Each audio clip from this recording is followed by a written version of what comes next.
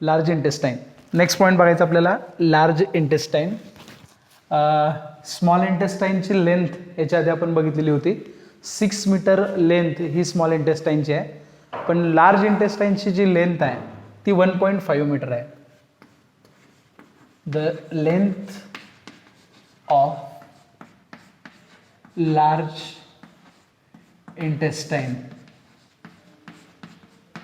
मोठं आतडं जे आहे त्याची जी लेंथ आहे ती जवळपास 1.5 मीटर इतकी आहे. 1.5 मीटर आहे 1.5. आणि स्मॉल इंटेस्टाईनची जी लेंथ आहे ती 6 मीटर आहे. मग जर समजा आपण कंपॅरिझन केलं, स्मॉल इंटेस्टाईन 6 मीटर आहे आणि लार्ज इंटेस्टाईन 1.5 मीटर आहे, मग लेंथ मॅक्झिमम स्मॉल इंटेस्टाईनची आहे आणि लेंथ कमी कुणाची आहे तर लार्ज इंटेस्टाईनची आहे. मग लेंथ कमी असून त्याला लार्ज इंटेस्टाईन काय म्हणायचं? कारण लार्ज हा फक्त डायमीटरसाठी वापरलेला शब्द आहे. Diameter of large intestine is maximum than small intestine. Small इंटेस्टाईनपेक्षा लार्ज इंटेस्टाईनची डायमीटर मोठी आहे. डायमीटरवरती लार्ज आणि स्मॉल असं आपण कन्सिडर केलं आहे. ओके. त्याच्यानंतर small intestine it is actually 6 metre in length, large intestine 1.5 metre in length, 1.5 metre इतकी लेंथ आहे त्याची. आता त्याच्यानंतर जर बघितला लार्ज इंटेस्टाईनचे पार्ट्स कुठले कुठले आहेत तर बघा, पहिल्यांदा लार्ज इंटेस्टाईन कसा असतो बघा. डायग्रामॅटिक रिप्रेझेंटेशन, हे डायग्रामॅटिक रिप्रेझेंटेशन आहे.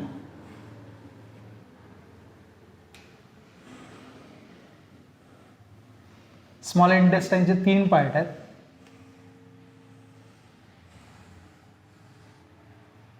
स्मॉल इंटेस्टाईनमध्ये डिओडेनम, जेजुनम आणि शेवटचा जो पार्ट आहे तो इलियम आहे. लार्ज इंटेस्टाईनमध्ये बघा, आता हा शेवटचा पार्ट जो आहे हा स्मॉल इंटेस्टाईनचा पार्ट आहे. ह्या स्मॉल इंटेस्टाईनच्या पार्टला आपण इलियम असं म्हणतो. The part of small intestine is ilium. हा इलियम आहे, लक्षात ठेवा, हा इलियम आहे. स्मॉल इंटेस्टाईनचा पार्ट आहे. लार्ज इंटेस्टाईन कुठं चालू होतं आहे तर इथून होतं आहे. हा पहिला पार्ट आहे, मी जो डार्क केला ना हा पार्ट. ह्या पार्टला सीकम असं म्हणतात. पहिला पार्ट जो आहे तो सीकम, हा जो दिसतोय ना हा सीकम आहे. दुसरा जो पार्ट आहे इथून पुढचा इथंपर्यंतचा जो पार्ट आहे हा पहिला पार्ट. मी इथं हा एवढा जो पार्ट आहे ह्याला आपण काय म्हणतो, सीकम असं म्हणतो. त्याच्यानंतर इथंपर्यंतचा जो पार्ट आहे त्याला आपण कोलॉन असं म्हणतो. काय म्हणतो आपण त्याला? कोलॉन. ओके. आणि सगळ्यात शेवटचा जो पार्ट आहे तो रेक्टमचा पार्ट आहे. ओके. म्हणजे पहिला लार्ज इंटेस्टाईनचे 3 पार्ट, मेन 3 पार्ट कुठले आहेत? पहिला पार्ट जो आहे त्याला आपण काय म्हणतो, सीकम असं म्हणतो. दुसरा जो पार्ट आहे त्याला आपण काय म्हणतो, कोलॉन असं म्हणतो. आणि तिसरा जो पार्ट आहे त्याला आपण काय म्हणतो, रेक्टम असं म्हणतो. 3 पार्ट, लार्ज इंटेस्टाईनचे 3 पार्ट, सीकम, कोलॉन आणि rectum.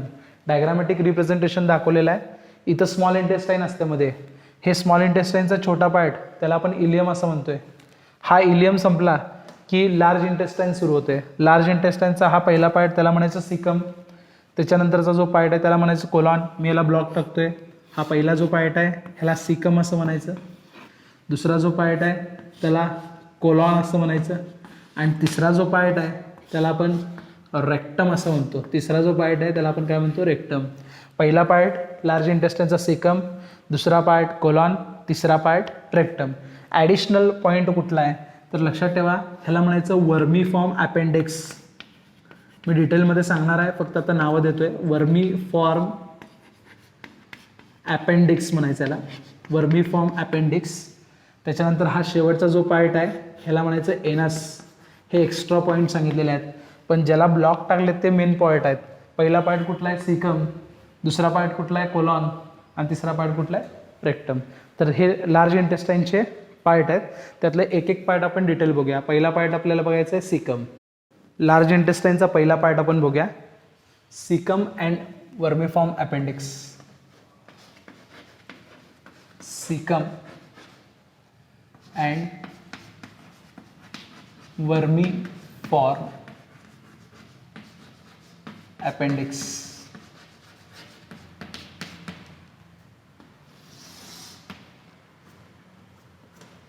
Cecum and vermiform appendix. Now what mean by the cecum? Cecum हे नेमकं काय आहे?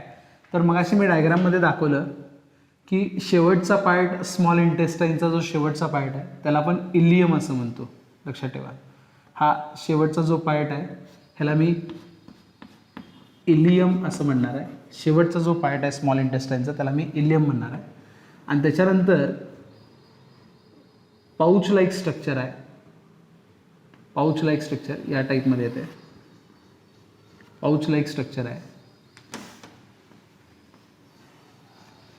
ओके, आणि ह्याला अशी आउटग्रोथ आहे बाहेरच्या बाजूला. ओके, हा स्मॉल इंटेस्टाईनचा पार्ट ह्याला म्हणायचं ileum. This pouch like structure, the first part of the large intestine, first part of large intestine. इंटेस्टाईनचा पहिला पार्ट, लार्ज इंटेस्टाईनचा पहिला पार्ट जो आहे त्याला आपण सिकम असं म्हणतोय. It is bag like structure और it is pouch like structure. Pouch like structure which is 6 centimetre in length. 6 centimetre in length. Pouch सारखं स्ट्रक्चर दिसतंय. हे दिसतंय पहिला पार्ट आहे. कशाचा पहिला पार्ट आहे? लार्ज इंटेस्टाईनचा पहिला पार्ट आहे. पाऊच सारखा पार्ट आहे. जिथं स्मॉल इंटेस्टाईनचा शेवटचा पार्ट येऊन बाइंड झाला आहे हा इलियम आहे. हा इलियम इथं येऊन बाइंड झाला आहे. ह्याला इलिओसिकल जंक्शन म्हणायचं. काय म्हणायचं? हा इलियम कुणाचा पार्ट आहे? स्मॉल इंटेस्टाईनचा पार्ट आहे. हा पाऊच लाईक स्ट्रक्चर आहे. ह्याला काय म्हणायचं? सिकम असं म्हणायचं. काय म्हणायचं ह्याला? सिकम. ह्याची लेंथ किती आहे? 6 सेंटीमीटर. पाऊच लाईक स्ट्रक्चर आहे. आणि ह्याच्यामध्ये आपल्याला उपयोगी पडतील अशा बॅक्टेरिया प्रेझेंट आहेत. आपल्याला उपयोगी पडतील अशा बॅक्टेरिया यामध्ये प्रेझेंट आहेत. समजते? तर याच्यामध्ये हा पार्ट पाऊच लाईक स्ट्रक्चर आहे, याला म्हणायचं सिकम. आणि हा स्मॉल इंटेस्टाईनचा पार्ट आहे. म्हणजे लार्ज इंटेस्टाईन आणि स्मॉल इंटेस्टाईनचं जे जंक्शन आहे त्याला म्हणायचं इलिओसिकल जंक्शन. इलिओसिकल जंक्शन. जंक्शन म्हणजे जिथं 2 पॉईंट एकमेकांना येऊन जॉईंट होतात त्याला आपण सिकम असं म्हणतो. हा लार्ज इंटेस्टाईनचा पार्ट आहे. मी एल आय इथं लिहितो. एल आय म्हणजे लार्ज इंटेस्टाईन, एस आय म्हणजे स्मॉल इंटेस्टाईन. स्मॉल इंटेस्टाईनचा जो शेवटचा पार्ट आहे त्याला म्हणायचं इलियम. हा इलियम याला जॉईन झाला आहे. तो जंक्शन कुठला? इलिओसिकल जंक्शन. त्याचबरोबर ह्या सिकमला एक छोटासा असा पार्ट आहे, थोडासा कॉइल्ड असा पार्ट आहे ज्याचा लेंथ 8 सेंटीमीटर असते. आणि हा दिसताना कसा दिसतो? अर्थवर्म सारखा दिसतो. अर्थवर्म म्हणजे गांडूळ, त्याच्यासारखा दिसतो. म्हणून ह्या पार्टला आपण काय म्हणतो? Vermiform appendix. वर्मीफॉर्म अपेंडिक्स असं म्हणतो. Vermiform appendix. लक्षात ठेवा, याला आपण वर्मीफॉर्म अपेंडिक्स म्हणतो कारण ते वर्मसारखं दिसतो. ह्याची टोटल लेंथ जी असते ती 8 सेंटीमीटर इतकी असते. तर हा पहिला पार्ट आहे. ह्याच्यामध्ये मी मगाशी सांगितलं बॅक्टेरिया प्रेझेंट असतात जे आपल्याला डायजेशनला हेल्प करतात आणि त्याबरोबर वेगवेगळे केमिकल सबस्टन्स किंवा जे मटेरियल विटॅमिन्स असतात ते विटॅमिन प्रोड्यूस करायला आपल्याला मदत करतात. त्याच्या बदली सिकममध्ये त्यांना राहायला जागा मिळते.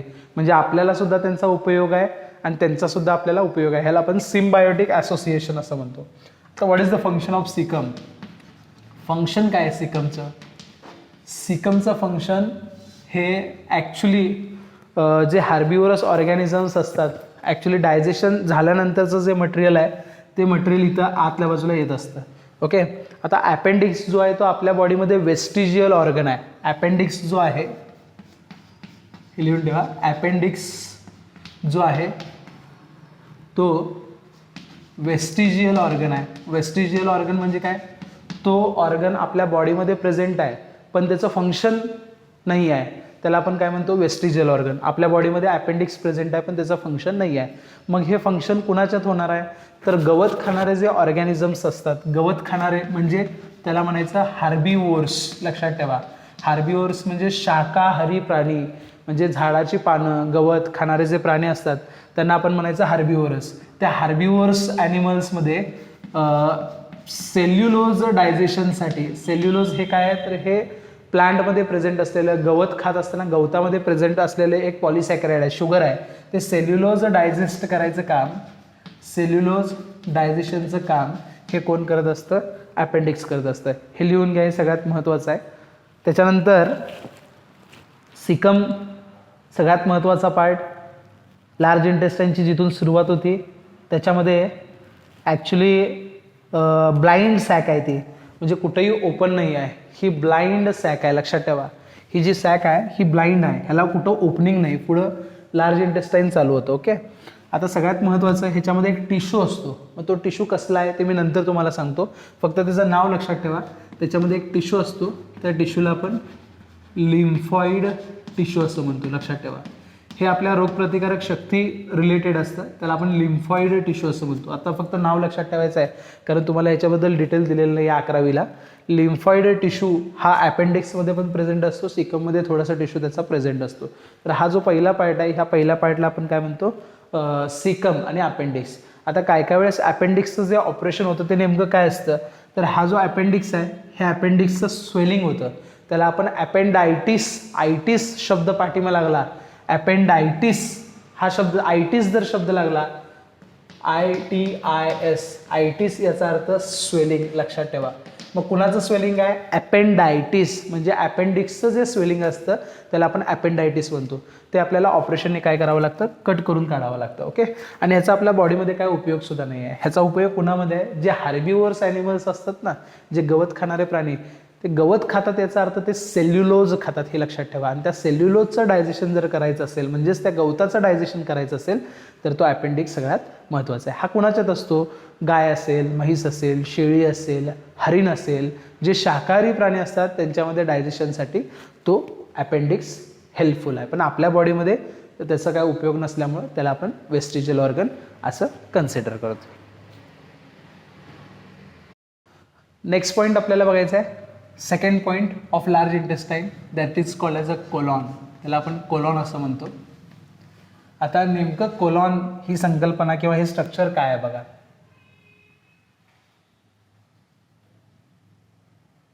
हा पाऊच लाईक स्ट्रक्चर आहे. इथं हे स्मॉल इंटेस्टाईन आहे, त्याच्यानंतर हे अपेंडिक्स आहे, वर्मीफॉर्म अपेंडिक्स म्हणायचं याला. Okay,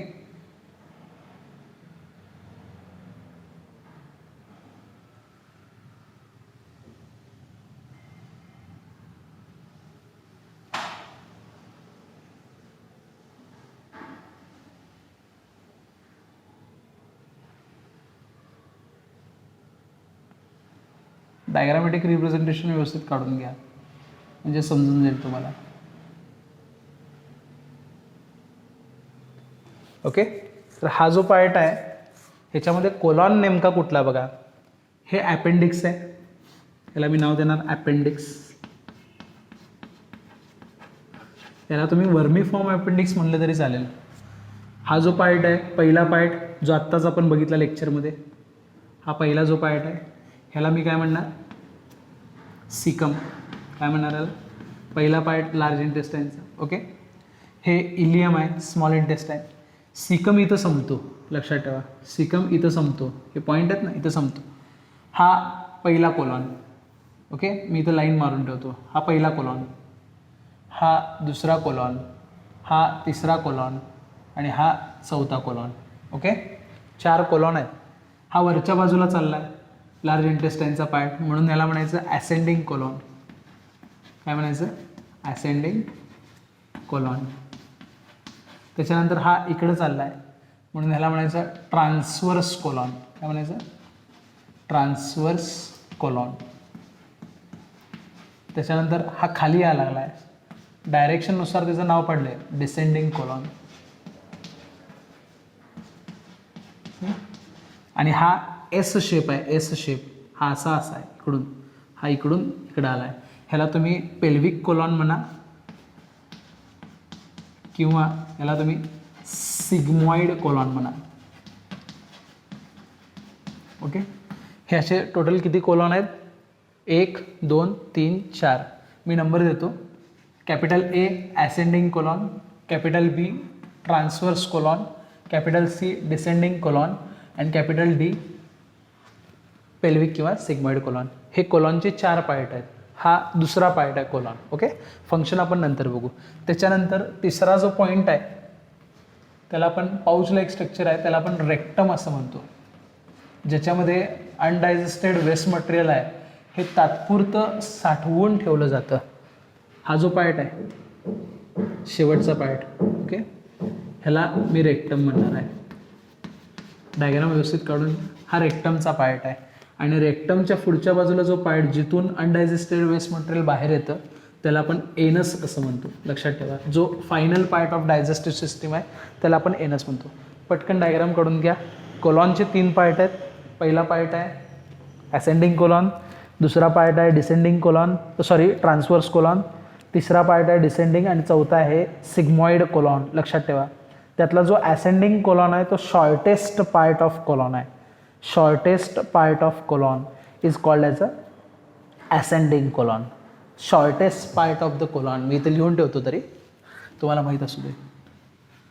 shortest part of colon is considered as ascending colon. Large इंटेस्टाईनचे पार्ट्स आहेत. आपण बघितलं हा स्मॉल इंटेस्टाईन आहे, मी ते SI लिहून ठेवतो. स्मॉल इंटेस्टाईनचा शेवटचा पार्ट कुठला? इलियम. त्याच्यानंतर सिकम हा लार्ज इंटेस्टाईनचा पहिला पार्ट, त्याला वर्मिफॉर्म अपेंडिक्स आहे. हा ascending colon, transverse colon, descending colon, sigmoid colon. आता आपल्याला रेक्टम डिटेलमध्ये बघायचं आहे. हे कोलॉनचं कळालं का बघा, रेक्टम डिटेलमध्ये बघायचं आहे. आपल्याला बघायचं आहे रेक्टम. रेक्टम हा सगळ्यात शेवटचा पार्ट आहे, जो टोटल शेवटचा 20 सेंटीमीटरचा जो पार्ट असेल, 20 सेंटीमीटरचा जो पार्ट असेल त्याला आपण काय म्हणतो? रेक्टम असं म्हणतो. लक्षात ठेवा, 20 सेंटीमीटरचा शेवटचा जो पार्ट असतो त्याला रेक्टम असं म्हणतो. Last 20 centimetre part of elementary canal is considered as a rectum. Rectum काय असतो तर न पचलेला पदार्थ दररोज आपल्या शरीरातून तो बाहेर पडत असतो, बरोबर आहे. तो जो पदार्थ आहे तो इथं साठवून ठेवला जातो, काही काळ साठवून ठेवला जातो. तो जो पाऊच लाईक स्ट्रक्चर आहे त्याला आपण रेक्टम असं म्हणतो. ह्याला 2 स्फिंक्चर्स असतात. 2 स्फिंक्चर्स असतात, लक्षात ठेवा. एक स्फिंक्चर जे असतं ते इंटरनल स्फिंक्चर असतं आणि दुसरं जे असतं ते एक्सटर्नल असतं. आता स्फिंक्चर म्हणजे काय तर ह्याच्यामध्ये अनडायजेस्टेड वेस्ट मटेरियल जे राहिलेलं असतं, इथं अनडायजेस्टेड वेस्ट मटेरियल राहिलं आहे. ओके, हे अनडायजेस्टेड वेस्ट मटेरियल काही काळ साठून राहतं, पण नंतर आपल्याला जाणवतं की आपल्याला आता वॉशरूमला गेलं पाहिजे आणि ते रिलीज केलं पाहिजे. ते रिलीज होत असताना काही वेळ थांबवून ठेवण्याची जी ताकद असते ती एका स्फिंक्चरमध्ये असते. तो स्फिंक्चर कुठला? एक्सटर्नली. म्हणजे आपल्या इच्छेनुसार मल जे असतं शरीरामध्ये, जे मल आहे ते काही काळ आपण थांबवून ठेवतो. आपल्याला वॉशरूमला जायचं असतं पण काही वेळ आपण वॉशरूमला जाण्यापर्यंत थांबवून टिकवून जे ठेवतो ते कुणामुळे ठेवतो? एक्सटर्नल स्फिंक्चरमुळं. म्हणून ते कसं आहे? व्हॉलंटरी. व्हॉलंटरी म्हणजे ऐच्छिक. कसं आहे ते? व्हॉलंटरी. व्हॉलंटरी म्हणजे ऐच्छिक.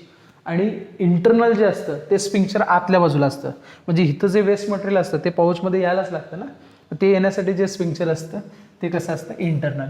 इंटरनल स्फिंक्चर जे असतं ते स्मूथ मसलपासून तयार झालेलं असतं. स्मूथ मसलपासून तयार झालेलं असतं आणि हे आपल्या कंट्रोलमध्ये नसतंय. म्हणजे हे कसं झालं? इनव्हॉलंटरी झालं. कसं झालं? इनव्हॉलंटरी. आणि हे व्हॉलंटरी स्ट्रिप्ड मसलपासून तयार झालेलं असतं. स्ट्रिप्ड मसलपासून तयार झालेलं असतं. लक्षात ठेवा. स्फिंक्चर्स म्हणजे काय? विष्ठा जी असते, मानवी विष्ठा शेवटी इथं तयार होती, ते रिलीज होण्यासाठी आतल्या बाजूला एक स्फिंक्चर असतं, मस्क्युलर स्फिंक्चर असतं, त्याला आपण काय म्हणतो? इंटरनल स्फिंक्चर. आणि बाहेरच्या बाजूला जे स्फिंक्चर असतं त्याला आपण म्हणतो एक्सटर्नल. एक्सटर्नल हे कसं? शरीराच्या बाहेर विष्ठा सोडण्यासाठी आपल्याला जे एनसमध्ये एक फिलिंग येतं की बाबा आता आपल्याला टॉयलेटला जावं लागेल किंवा वॉशरूमला जायला लागेल, ते जे स्फिंक्चर तोपर्यंत आपण तटवून ठेवलेलं असतं, तो जो स्फिंक्चर आहे की नाही तो स्फिंक्चर एक्सटर्नल स्फिंक्चर, तो आपल्या कंट्रोलमध्ये असतो. पण आतला जो असतो की नाही ज्याच्यामुळे आपल्याला जाणवतं की नाही बाबा आता आपल्याला जावं लागेल, ते इथून इथं रिलीज होतं त्यामुळे वाटतं. तो आतला जो स्पिंक्चर असतो त्याला इंटरनल. त्याच्यानंतर रेक्टमच्या खालच्या बाजूला 2 सेंटीमीटरची एक कॅनल असते. त्या कॅनलला आपण एनस म्हणतो किंवा त्याला आपण एनल कॅनल, जो एलिमेंटरी कॅनलचा सगळ्यात शेवटचा पार्ट असतो. आणि मानवी विष्ठा जी शरीरामध्ये तयार झालेली असते, डायजेस्टिव्ह ट्रॅकमध्ये तयार झालेली असते, ते आपल्या बॉडीतून बाहेर पडते. तर आत्तापर्यंत आपण डायजेस्टिव्ह सिस्टीमचे सगळे पार्ट्स बघितले. पहिला पार्ट होता माउथ, दुसरा पार्ट होता फॅरेंक्स, तिसरा पार्ट होता इसोफेगस, चौथा पार्ट होता स्टमक, पाचवा पार्ट होता स्मॉल इंटेस्टाईन, 6वा पार्ट होता लार्ज इंटेस्टाईन आणि शेवटचं रेक्टम आणि एनस. हे सगळे पार्ट्स आपले बघितलेले आहेत. त्याचबरोबर आपण टीथचं स्ट्रक्चर बघितलं, टंगचं स्ट्रक्चर बघितलं. आता आपल्याला याच्या पुढं ॲसेसरी ग्लँड्स बघायचे आहेत. लक्षात ठेवा, म्हणजे लिव्हर, पॅनक्रियाज आणि सॅलायव्हरी ग्लँड, ह्या 3 ग्लँडबद्दल आपण नॉलेज बघायचं आहे.